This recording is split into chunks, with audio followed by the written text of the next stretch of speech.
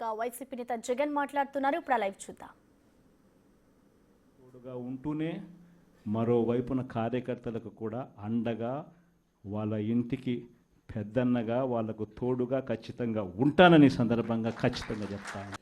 వీళ్ళు దిక్కుమాలిన పాలనలో ఏ మాదిరిగా పాలన చేస్తూ ఉన్నారో కూడా మనం అంతా చూసాం. మన తిరుపతి మీ అందరికీ కనిపించుంటుంది. నిజంగా ఈ ఒక్కొక్క కార్పొరేషన్లో వీళ్ళకున్న బలం ఎంత అని చెప్పి చూస్తే తిరుపతి కార్పొరేషన్లో 49 ఉంటే 48 వైఎస్ఆర్సీపీ గెలిచింది. తెలుగుదేశం పార్టీ ఒకటి. ఆ ఒక్కటి గెలిచిన చోట డిప్యూటీ మేయర్ వాళ్ళ మనిషి అని చెప్పి వాళ్ళు చాలా ఏదో గొప్ప కార్యము ఘనకార్యం చేసినట్టుగా వాళ్ళు చెప్పుకుంటా ఉన్నారు. వైఎస్ఆర్సీపీ కార్పొరేటర్లు ప్రయాణం చేస్తూ ఉన్న బస్సును పోలీసుల ద్వారా వీళ్ళే అడ్డుకుంటారు. పోలీసుల ఆధ్వర్యంలో వీళ్ళే దాంట్లో ఉన్న కార్పొరేటర్లను కిడ్నాప్ చేస్తారు. మళ్ళీ వీళ్ళే ఎన్నికల్లో మేమే గెలిచాము అని చెప్పి డిప్యూటీ మేయర్లుగా మావాడే గెలిచాడు అని చెప్పుకునే కార్యక్రమం. ఆ కార్పొరేటర్లు పాపం వచ్చిన తర్వాత వాళ్ళు చెప్పిన గాథలు మీడియా సమక్షంలో మనం అంతా కూడా చూసాం. ఇదే మాదిరిగా ఏలూరు కార్పొరేషన్ 50 డివిజన్ ఉంటే అందులో 47 వైఎస్ఆర్సీపీ, తెలుగుదేశంకి వచ్చింది 3.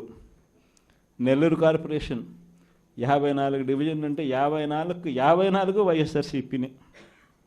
హిందూపురం మున్సిపాలిటీ బాలకృష్ణ కనిపిస్తాడు, చంద్రబాబు నాయుడు బావమరిది, ఆయన ఏదో ఘనకార్యంగా చెప్తాడు. 38 డివిజన్లు ఉంటే వైఎస్ఆర్సీపీకి 29 డివిజన్లు వచ్చినాయి. తెలుగుదేశంకి వచ్చింది కేవలం 6. దాంట్లో ఏదో పదవి ఏదో వచ్చిందని చెప్పి ఘనకార్యంగా చెప్పుకుంటా ఉన్నారు. పాలకొండలో 20 ఉంటే 17 వైఎస్ఆర్ కాంగ్రెస్ పార్టీ, 3 టీడీపీ. అక్కడేమో వైఎస్ఆర్ కాంగ్రెస్ పార్టీ వాళ్ళు ఎవరిని కూడా వీళ్ళు ఒక్కరిని కూడా లాగలేకపోయారు. సో వెంటనే ఏం చేశారు? Post phone. తుని 30 ఉంటే 30కి 30 వైఎస్ఆర్సీపీ. తెలుగుదేశం పార్టీకి ఒక్కడు కూడా లేడు. ఆడ కూడా ఉద్రిక్తత పరిస్థితుల మధ్య ఎలక్షన్ పోస్ట్ పోన్ అంట. పిడుగురాళ్ళ మున్సిపాలిటీ 33కి 33 వైఎస్ఆర్సీపీని, ఈడ కూడా election post phone. Nuzvid municipality 32 ఉంటే 25 వైఎస్ఆర్సీపీ, 7 టీడీపీ. బుచ్చిరెడ్డిపాలెం 20 ఉంటే వైఎస్ఆర్సీపీకి 18, టీడీపీకి 2. నందిగా మున్సిపాలిటీ 20 ఉంటే వైఎస్ఆర్సీపీకి 13, టీడీపీకి 6. చివరికి గుంటూరులో కూడా 57లో 46 వైఎస్ఆర్సీపీ, టీడీపీకి 9, ఆ కూటమికి 2. దీంట్లో కూడా అవిశ్వాసం పెడతారంట, మేయర్ని దింపేస్తారంట, ఫలానోడు ఇంకొకడు అని చెప్పి మేయర్ పేరు కూడా అనౌన్స్ చేస్తున్నారు. నిజంగా ప్రజాస్వామ్యం అనేది ఎక్కడుంది అని అడుగుతా ఉన్నా. ఇదే మీ అందరికీ గుర్తుందా? ఇవన్నీ ఎలక్షన్లన్నీ ఇవన్నీ లోకల్ బాడీ ఎలక్షన్స్ మన ప్రభుత్వం ఏర్పడ్డాక 3 సంవత్సరాల తర్వాత జరిగింది. అంటే కోవిడ్ నుంచి బయటపడిన తర్వాత ఎన్నికలు జరిగాయి. ప్రజలు అటువంటి ఎన్నికల్లో వైఎస్ఆర్ కాంగ్రెస్ పార్టీకి ఇలాంటి నెంబర్లతో ప్రజలు పట్టం కట్టారు. అంత బాగా పరిపాలన చేశాము అని చెప్పి ప్రజలు పట్టం కట్టారు. ఈరోజు మీరు చేస్తూ ఉన్న ఈ తప్పుడు సాంప్రదాయం ఎంత దారుణమైన తప్పుడు సాంప్రదాయం అంటే, రేపొద్దున ఎవడన్నా ఎన్నిక కాండి, ప్రభుత్వంలో ఉన్న వాళ్ళు రేపొద్దున ఇదే పద్ధతిలో పోలీసులు పెడతారు, కిడ్నాపులు, ఇదే పరిస్థితులు ఎత్తుకొని పోవడాలు, ఇదే పరిస్థితిలో ఎవడన్నా ఏమన్నా గెలుసు, ఏమన్నా జరుగు, ఏమన్నా అయ్యి లాస్ట్కి ఏమో చైర్మన్లు ఏమో అధికారంలో ఉన్న పార్టీ వాళ్ళు చైర్మన్లు. ఇదే ప్రజాస్వామ్యం, ఇదే మనకు కావాల్సిన ప్రజాస్వామ్యం. అందరూ కూడా ఆలోచన చేయాలి. ఇలాంటి రాజ్యం పోవాలి, ప్రజాస్వామ్యం నిలబడాలి, మనలో వ్యక్తిత్వం అనేది పైకి రావాలి, విలువలు విశ్వసనీయతతో కూడిన రాజకీయాలు మళ్ళీ ఎదగాలి. ఫలానోడు మా నాయకుడు, చెప్పిన ప్రతి మాట నెరవేర్చాడు, ఇతనే మా నాయకుడు అని చెప్పుకునే విధంగా, ప్రజలు గొప్పగా చెప్పుకునే విధంగా నాయకత్వం రావాలి. కార్యకర్త కాలర్ ఎగరేసి చెప్పుకునే విధంగా నాయకత్వం పెరగాలి, ఎదగాలి. ఇదే వైఎస్ఆర్ కాంగ్రెస్ పార్టీ ఐడియాలజీ.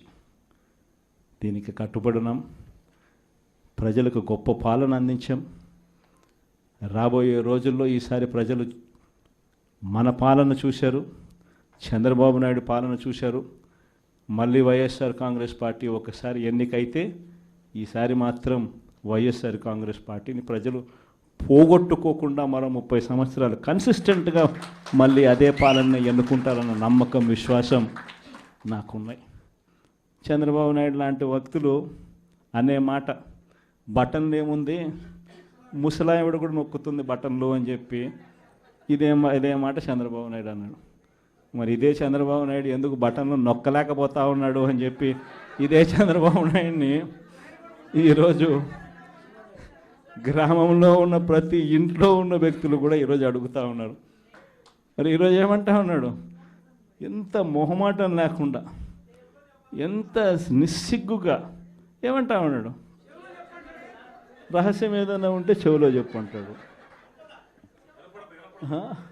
ఇంకా ఏమంటాడు, బటన్లు నొక్కిన జగన్ను పంపించినారు ప్రజలు, బటన్లు నొక్కిన కేజ్రీవాల్ను పంపించినారు, బటన్ల టైం అయిపోయింది అంటున్నాడు.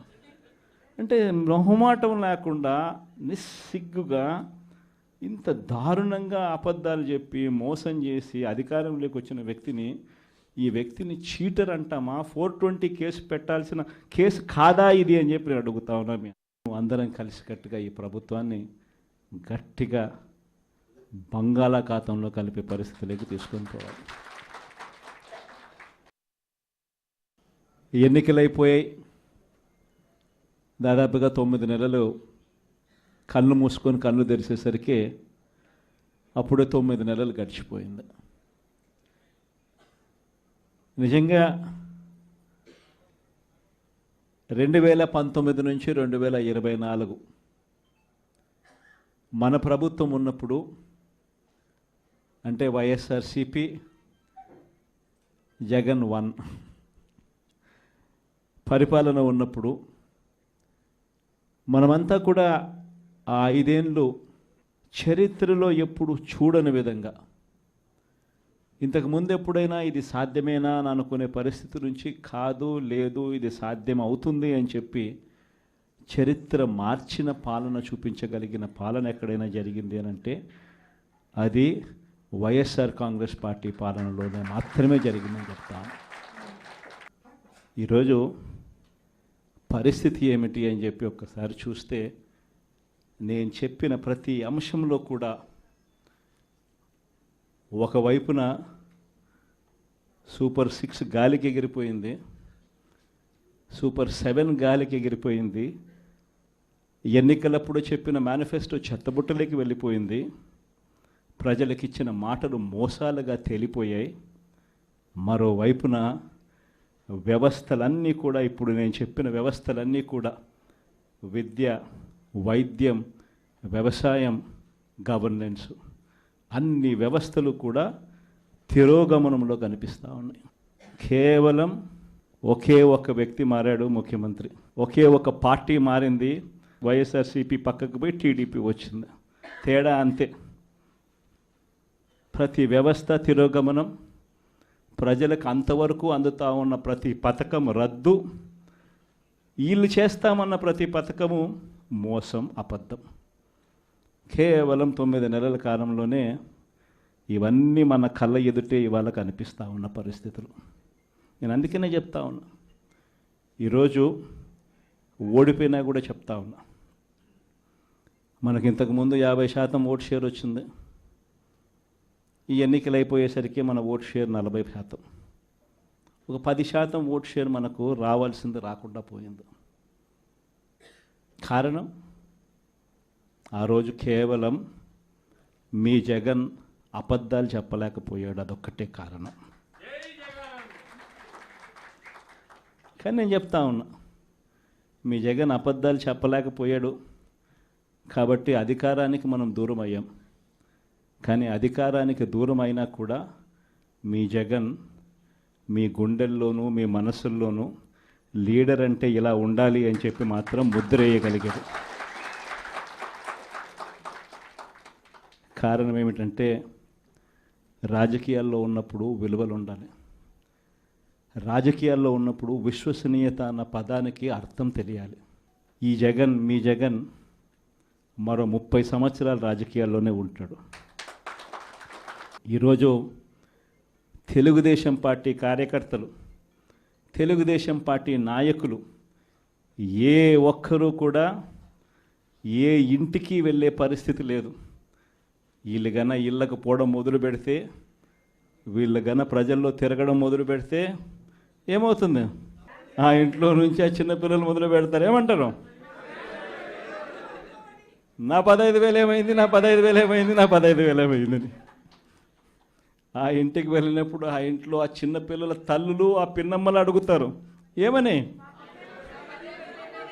నా 18,000 ఏమైంది, నా 18,000 ఏమైంది, నా 18,000 ఏమైందని. ఆ ఇళ్ళకు పోతే ఆ అమ్మలు, ఆ పిన్నమ్మల అత్తలు, వాళ్ళ అమ్మలు వాళ్ళేం అడుగుతారు? మాకు 50 ఏళ్ళ వయసు వచ్చింది, మాకు 50 ఏళ్ళ వయసు వస్తూనే మీరేమన్నారు? మా 48,000 ఏమైంది, మా 48,000 ఏమైంది, మా 48,000 ఏమైంది అని అడుగుతారు. ఆ ఇళ్ళకు పోయినప్పుడు ఆ రైతులు ఏమడుగుతారు? మా 20,000 ఏమైంది, మా 20,000 ఏమైంది, మా 20,000 ఏమైంది అని అడుగుతారు. ఆ ఇళ్ళల్లో నుంచి ఆ 20 ఏళ్ళ పిల్లాడు, ఆ పిల్లాడు ఉద్యోగం వెతుకుతా ఉన్న ఆ 20 ఏళ్ళ పిల్లాడు ఏమంటాడు? నా 36,000 ఏమైంది, నా 36,000 ఏమైంది, నా 36,000 ఏమైంది అని.